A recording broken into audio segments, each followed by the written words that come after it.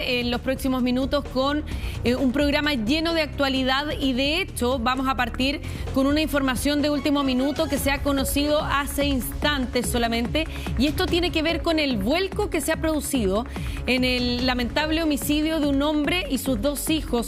Esto ha ocurrido en La Reina hace algún tiempo, Jan, donde inicialmente se estaba investigando la posibilidad inicial de que hubiera sido un parricidio. Sin embargo, esa figura ha cambiado.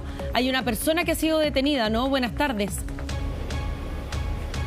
Sí, Karina, ¿cómo estás? Y nosotros estamos justo en las afueras de acá de la Brigada de Homicidios de la Comuna de Ñuñoa y nos vamos a ir acercando para mostrar un poco el movimiento que hay hacia el interior. Y como tú bien decías, hay un vuelco total en esta investigación que se da particularmente a el caso de finalmente de esta familia. Estamos hablando de este fotógrafo de la Teletón, Eduardo Cruz Coque, que estaba muerto junto a sus dos mellizos, que era la primera información. Cuando llega la policía de investigaciones, en primera instancia todo se configuraba un delito de un parricidio y posteriormente un suicidio, pero tras una serie de diligencias, tras levantar una serie de información, es que ya durante esta jornada, de hecho hace un par de minutos atrás, se concretó la detención de una persona en la cual ya se establece la intervención de una tercera persona en este homicidio, y esto ya está tipificado como un triple homicidio calificado. ¿Y quién es esta persona detenida? Estamos hablando de Jorge Ogalde Parragués, quien es el cuñado de Eduardo Cruz Coque,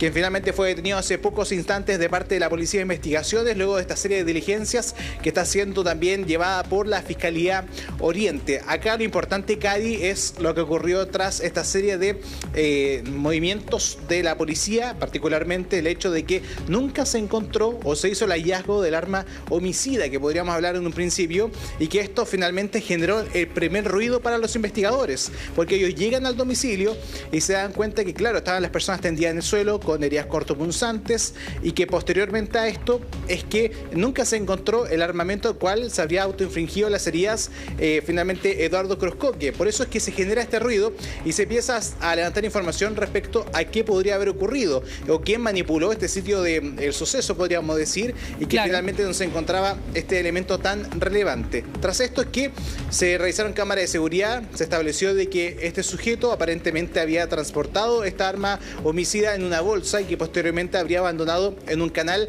que se mantiene muy cercano, que es el canal San Carlos. Y tras eso es que levanta las sospechas de la policía. Se hizo también levantamiento de cámaras de seguridad al interior de este propio domicilio, y todo conllevó a de que fuese detenido durante estos últimos minutos. De hecho, tenemos nosotros imágenes cuando él termina siendo ingresado con personal de la Brigada de Homicidios de la Policía de Investigaciones, con totalmente silencio, no indicó absolutamente nada. Es más, fue con una cara, la verdad, muy neutra, no respondía a ningún tipo de estímulo, tampoco no trajo o no dijo, mejor dicho, ningún tipo de información, simplemente ingresó con la Policía de Investigaciones.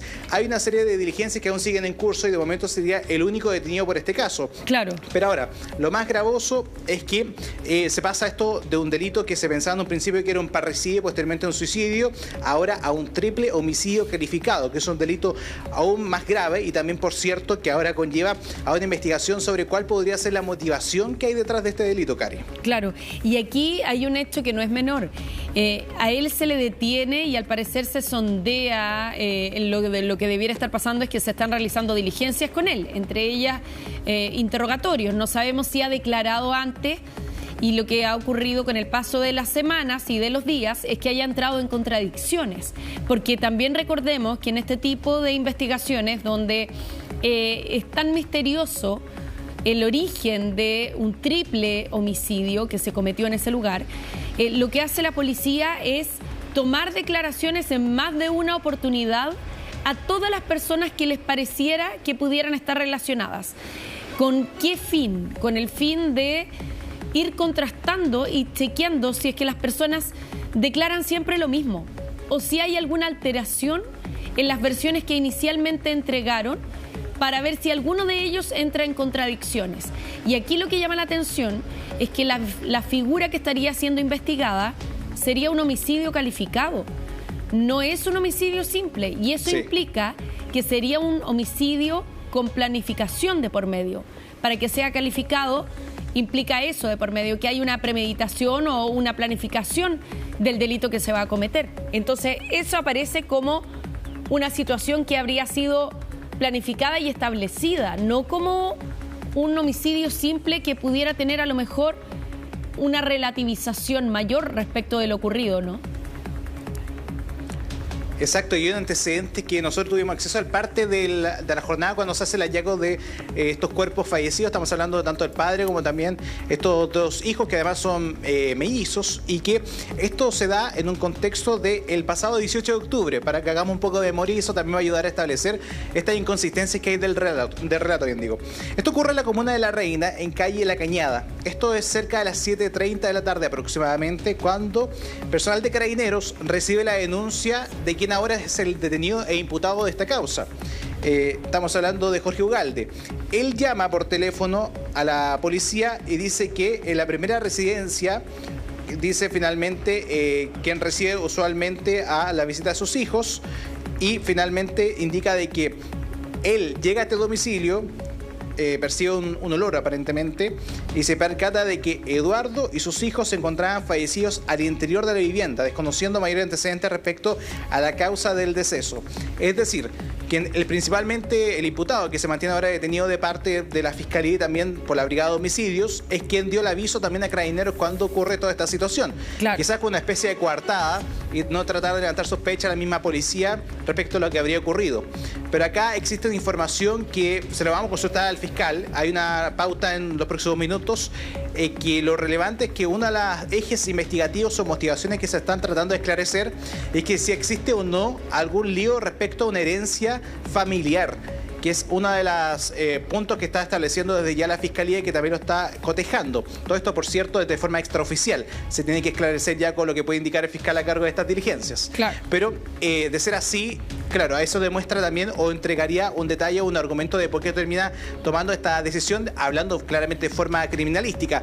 Pero acá lo grave es que estamos hablando de alguien que en primera instancia trató de demostrar o generar alguna careta, de cual finalmente es un simple testigo, que es alguien que se percata de la presencia de los cuerpos de estas tres personas, pero posteriormente con la serie de diligencias y posteriormente con la toma de declaración de esa jornada, que fue la primera, quien termina haciendo el hallazgo, que se le toma inmediatamente por Carabineros, y después cuando se realiza con la Policía de Investigaciones y con el pasar de los minutos posteriormente también, o de los días, también se hace estas preguntas rutinariamente a estas personas, porque la policía sabe de que puede haber inconsistencias, saben que puede existir de que las personas posteriormente a los días siguientes pueden olvidar datos que pueden dar finalmente o entregar, y que con esto también empiezan a cotejar si lo que indican estos sujetos, tanto testigos como también víctimas en algunos casos, tienen correlación o finalmente tiene asidero verídico con lo que finalmente ocurrió esa jornada.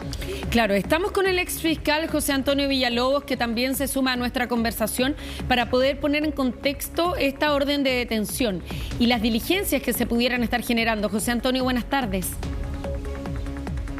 Hola Karina, ¿cómo estás? Gusto saludarla. Igual, lo relevante aquí es que se produce un cambio también en el delito que se estaba investigando originalmente, porque aquí hablamos de que inicialmente lo que se indagaba era un posible parricidio con posterior suicidio. Sin embargo, aquí ha llamado la atención durante todo este tiempo que nunca al círculo cercano de él, sobre todo del padre, nunca le pareció coherente esta versión.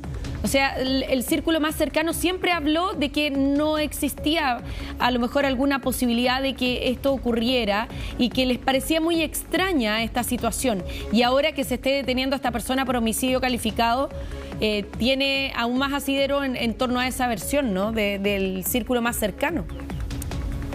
Claro, inicialmente, Karina, era muy extraño lo que había ocurrido y por lo tanto es muy importante siempre, yo creo que la experiencia indica que todo aquel hecho que pudiese en un primer momento significar o que se traduzca en un posible suicidio o que haya algo extraño, debe ser investigado por la policía bajo la modalidad de estar investigando siempre un crimen doloso. Yo creo que esa es la figura básica, ¿no? Cuando hay un suicidio, cuando llega la Brigada de Homicidios, lo primero que tiene que descartar obviamente es la intervención de terceras personas. personas y no quedarse básicamente con una posibilidad cierta de haber ocurrido un suicidio. Entonces, pareciera ser que del análisis de los antecedentes que hizo la Brigada de Homicidio, se ha podido descartar la ocurrencia de los hechos como se habría indicado en una primera oportunidad. Y eso es básicamente el análisis del sitio del suceso, obviamente los testimonios, que esto no cuadra con lo que decían los parientes más cercanos, pero también tiene que ver con esta imposibilidad, por ejemplo, de ubicar el arma que habría sido utilizada en la supuesta comisión del delito. Yo creo que ahí comienzan un poco las inconsistencias y que llevan a la policía a determinar que aquí evidentemente hubo intervención de terceras personas, pero que no habría sido la persona que supuestamente se habría suicidado. Y en ese ámbito es que se ha logrado recabar, creo yo, ciertos antecedentes que han permitido que un juez de garantía haya otorgado una orden de detención en contra de esta persona y que la Fiscalía aparentemente va a formalizar una figura, como decías tú, de homicidio calificado. Claro, y aquí que se esté imputando un delito de homicidio calificado también sería un cambio sustancial en términos de la planificación, ¿no? Que se utilice esa figura y que se vaya eventualmente más adelante a formalizar, en este caso a detener por homicidio calificado, implica que habría habido una planificación del crimen. Claro, muy probablemente la calificante que concurre acá podría ser la premeditación conocida, ¿no? Que él obviamente haya planificado este crimen por una motivación, uno la desconoce, pero aparentemente podría ser incluso de carácter económico, y en ese sentido esta planificación lo ha llevado a ejecutar este crimen, que tiene dos situaciones puntuales. Uno, como se trata de quien alerta a la policía de lo que habría supuestamente ocurrido, hay una manipulación evidente en el sitio del suceso antes de llamar a la policía, y en ese evento obviamente es la persona que aparece como mayor sospecha desde los inicios por parte de la policía. Entonces, a partir de ahí, creo yo que esto tiene una planificación que está motivada. Yo creo que el móvil tiene que determinarlo, por supuesto, la investigación. Podría ser un móvil económico, una supuesta herencia, pero hay un móvil tras esta premeditación que finalmente termina con la vida de las personas. En ese mismo sentido, José Antonio, tú que trabajaste tanto tiempo en la Fiscalía, ¿qué tan común es ver esta motivación de las herencias o de que haya habido, puede haber sido cualquier tipo de especie de interés, pero que esté al alero de una herencia? ¿Qué tan frecuente es verlo como la causa de un hecho tan violento como este, además? Es más común de lo que uno cree, Karina. Efectivamente, lo que uno busca en los delitos de homicidio siempre es un móvil, ¿no? Una idea de qué puede estar detrás de la decisión de alguien de ejecutar un delito tan violento como dices tú en este sentido. Y bajo este prisma es que muchos de los delitos de homicidio tienen, si bien una base de una motivación que puede ser una motivación sentimental, también hay casos en los cuales hay una motivación económica que lleva a la persona a decidir planificar un crimen de esta envergadura y que luego en el fondo trata de ejecutarlo. Lo importante de esto es destacar, creo yo, aquí el trabajo policial, porque no se han quedado con la versión inicial, ¿no? De alguien que da cuenta de un posible suicidio, de un parricidio. Y esto ha llevado a que finalmente la policía ha logrado recabar ciertos antecedentes que contradicen esta versión inicial. Claro. Y de eso se trata la investigación, ¿no? Uno espera que siempre los policías tengan que cuestionar todos los antecedentes que inicialmente se les entregan, incluso por parte de los testigos. Eso es básicamente la investigación. La policía tiene que poner en jaque todos los antecedentes iniciales que se le entregan y tiene que tratar de controvertir y corroborar si estas versiones son reales o no. Como aquí esto no ha ocurrido, evidentemente que ha llevado a una situación totalmente distinta, que sería el partícipe otra persona y el autor de este crimen obviamente planificado también. Ahora, es probable que también aquí hayan entrevistado y tomado declaración varias veces a todas las personas involucradas, ¿no? Para ir contrastando versiones respecto de lo ocurrido. Probablemente al cuñado, mucho antes de esto, también le hayan tomado una primera declaración, sobre todo porque él habría sido la persona que habría reportado el hallazgo de este hombre y sus dos hijos que estaban fallecidos. Por lo tanto, al ser la persona que hace el llamado a la policía y la primera persona que pide ayuda, con mayor razón, debe existir una declaración inicial que después haya sido contrastada con algo más, ¿no? Para que haya sido detenido en este momento. Por supuesto, yo creo que tiene un rol súper relevante la persona que hace el descubrimiento del crimen, inicialmente en los términos que se había planteado, ¿no? Como una posibilidad de un parricidio, luego que el propio autor se haya suicidado. Amerita que los policías reciban esa información, primero en términos preliminares, pero luego tienen que hacer un trabajo pormenorizado en relación a los hallazgos que se han producido en el sitio del suceso. Y es ahí, creo yo, donde comienzan las primeras dudas de esta investigación. Primero, en no encontrar el arma que supuestamente se había utilizado para la comisión del delito. Eso es muy extraño, porque si alguien se suicida y no hay nadie más en el lugar, bueno, ¿dónde está el arma que se utilizó? ¿Dónde está el elemento que se utilizó para provocar la muerte? Y de ahí, claro, yo creo que viene una serie de diligencias investigativas que permiten que la policía pueda contrastar el trabajo en el sitio del suceso con la fuente de información. Esa es imagen, más próxima. Perdona, es imagen en vivo a esta hora de la salida de el cuñado de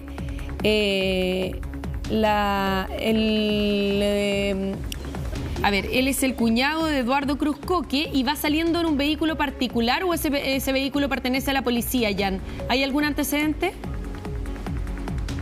Sí, de hecho era él. Traté de sacarle algún tipo de declaración, pero básicamente no tenía ningún tipo de atisbo de entregar algún tipo de respuesta. Le pregunté por qué está siendo detenido, claro, si él siente que es culpable o no, o inocente de esta situación. Hay que recordar que está siendo imputado. Existe también esta posibilidad de que pueda posteriormente quedar en libertad, pero claro, se le pregunta, él no toma ningún tipo de respuesta. De hecho, tiene una cara que básicamente no expresa nada, podríamos decir. Muy tranquilo, podría decirlo o describirlo. No sé si tenemos la posibilidad de nuevamente mostrar esa imagen. Tengo entendido que lo están procesando. Pero sí. Sí, fue muy rápido, muy raudo y se hizo el traslado. Primera instancia llega acá a la Brigada de Homicidios, probablemente se le toma una declaración previa y posteriormente se traslada hasta el cuartel de la Policía de Investigaciones que está en General Maquena.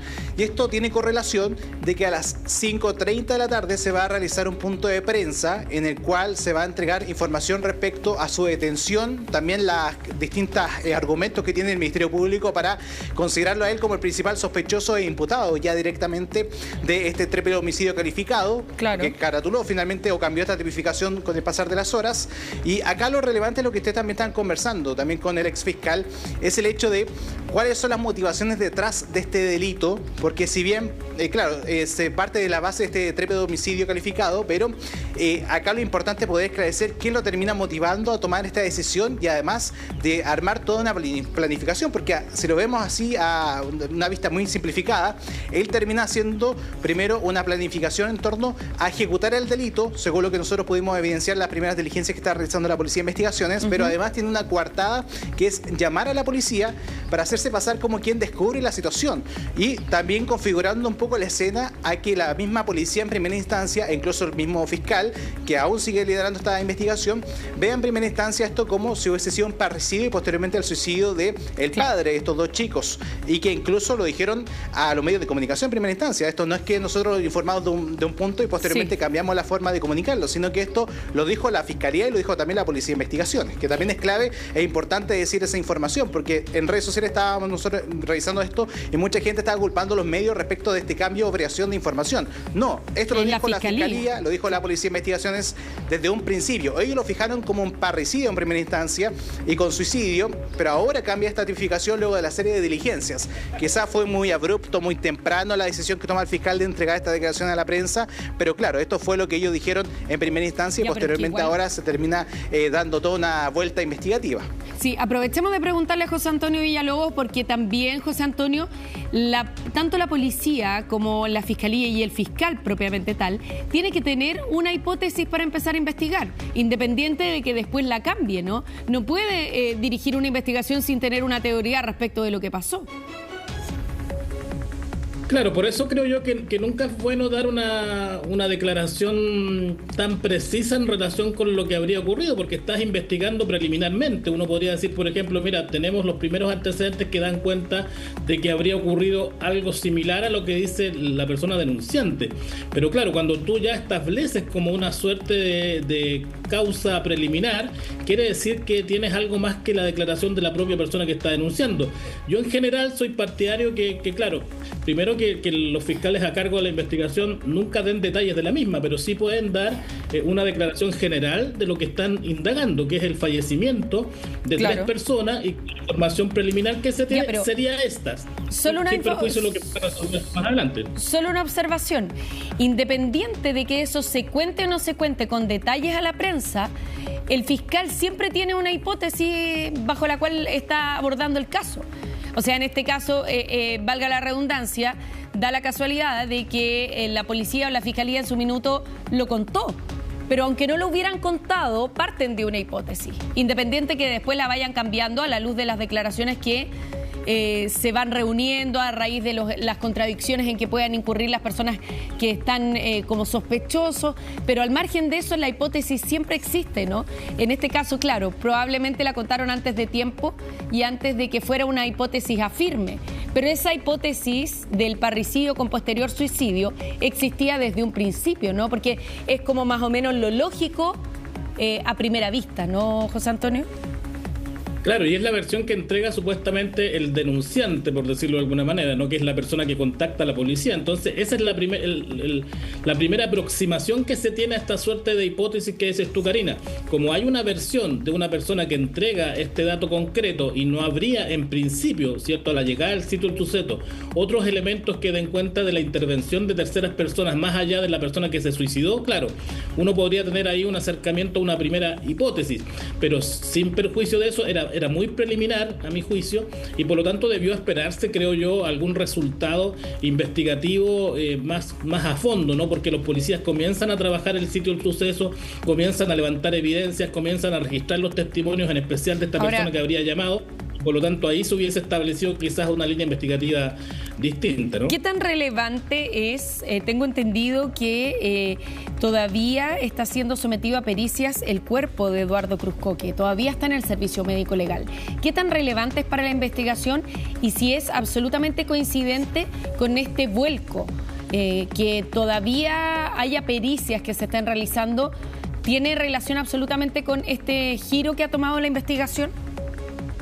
Por supuesto, porque dependiendo del resultado, y que seguramente ese resultado debe estar, quiere decir que, por ejemplo, la herida que él tenía no era una herida de tipo suicida. Entonces, en ese sentido, descartas su propia intervención y ahí lo que viene es que probablemente el servicio médico legal, apoyado con otros elementos de la investigación, haya establecido precisamente la intervención de una tercera persona y descartando básicamente la herida suicida. Y en ese sentido, ha llevado a la policía a conectarlo directamente con quien seguramente tuvo el primer aproximamiento y llevarlo en definitiva a que si él llegó en un primer momento al sitio del suceso, incluso pudo haber algún tipo de alteración en ese lugar. Y yo creo que también hay otros antecedentes. Se pueden haber analizado, por ejemplo, sus movimientos con su teléfono, dónde estuvo anteriormente, probablemente la entrevista de otros testimonios, probablemente buscar este móvil que hablábamos de existir, ¿cierto? Un móvil económico. Entonces, todo eso te lleva a establecer que él puede ser el autor de este triple homicidio calificado y bueno,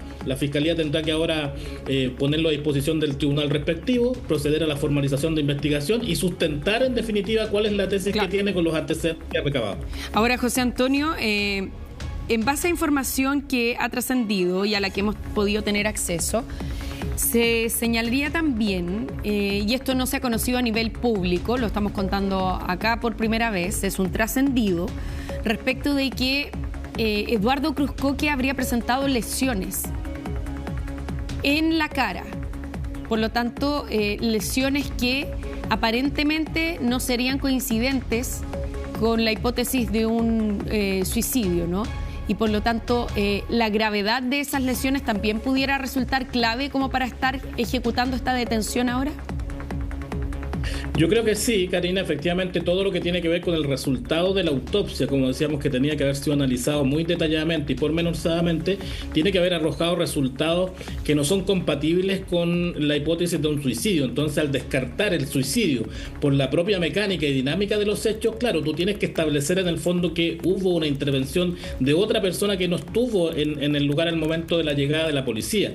Y en ese sentido han logrado, creo yo, construir una hipótesis distinta donde donde el autor presuntamente sería la persona respecto a la cual se libró esta orden de detención, y por lo tanto tendremos que esperar a cuáles van a ser los hechos de la formalización y saber en qué se sustentan para lograr establecer su real intervención y que obviamente se dé por acreditada. Claro, y las imágenes que estábamos viendo también corresponden a el operativo que desarrolló la policía en la casa del cuñado, aparentemente, donde sustrajeron una serie de cosas, sacaron una serie de cosas como incautación, y por lo tanto van a tener que ser sometidas también a pericias, probablemente a lo mejor para poder cotejar incluso información genética que pudiera haber en esas cosas y que pudieran ser rastros, ¿no? Pensando en la posibilidad de que haya habido material genético también, en este caso en el cuerpo de Eduardo Cruzcoque. Exactamente, y también yo creo que algunos vestigios que pueden haber quedado en sus vestimentas del propio presunto autor, ¿no? Claro, puede ser ropa también. Ropa también, que haya tenido, por ejemplo, algún residuo de los disparos que se hayan efectuado. No sé, hay que ubicar también el arma. Yo creo que es importante establecer la ubicación del arma que fue utilizada en este delito. Y para eso también creo yo que la policía tiene que haber trabajado en reconstruir cuál fue toda la ruta que hizo, por ejemplo, la persona que denunció y que hoy día está imputada, ¿no? Cuáles son los llamados telefónicos que hizo, desde qué lugar los hizo. Hoy día se puede hacer eso y probablemente la policía logró construir, por lo menos en términos preliminares, cuál habría sido su intervención, y eso debe haber estado en desconexión absoluta con el relato que entregó inicialmente. Si yo voy y llego a un sitio del suceso y doy cuenta de una situación totalmente distinta, y seguramente los policías se dieron cuenta que había manipulación también del sitio del suceso y no está el arma que se utilizó para la comisión del delito, bueno, claro, es muy extraño, y por lo tanto tienen que ahí trabajar sobre otra hipótesis, y así creo yo que lo hicieron hasta recabar estos antecedentes y que tengamos un vuelco hoy día respecto a este crimen. Claro, de aprovechar de recalcar que el automóvil en que salió el cuñado, que se llama Jorge Ugalde, el cuñado, el auto en que él salió recién del cuartel policial es un auto de la policía. Por lo tanto, probablemente, como decía Jan, él haya sido trasladado hasta el cuartel central, donde está la brigada de homicidios ahora en General Maquena, y donde en los próximos minutos se espera que haya alguna declaración también por parte de la Fiscalía. Probablemente vaya a ser sometido también a otro tipo de pericias en ese lugar. Nos vamos a quedar muy atentos a saber en qué condición queda y si es que va a ser imputado, si es que va a ser formalizado, cuáles van a ser en detalle los delitos que se le imputan en este caso. José Antonio Villalobos, muchas gracias por haber estado con nosotros y por supuesto seguimos muy atentos a este caso. Que esté muy bien.